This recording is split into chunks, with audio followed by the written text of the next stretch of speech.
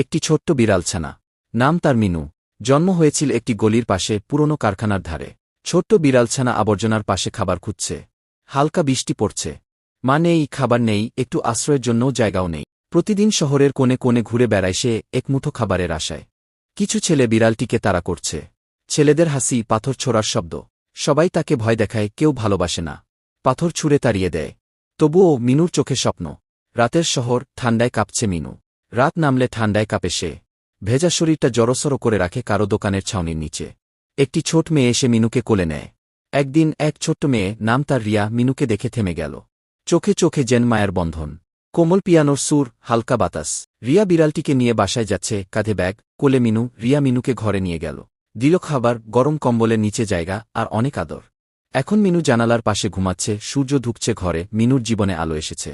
রাস্তায় হারিয়ে যাওয়া সেই ছোট্ট প্রাণটা আজ পেয়েছে একটি পরিবার। আর মিনুর চোখে আজ শুধুই শান্তি, শুধুই ভালোবাসা। কি সবাই ডিজার্ভস করে একটু ভালোবাসা? প্রতিটি প্রাণীরই আছে বাঁচার অধিকার। ভালোবাসা ছড়িয়ে দাও। হয়তো তোমার একটু মমতাই বদলে দিতে পারে কারো জীবনকে।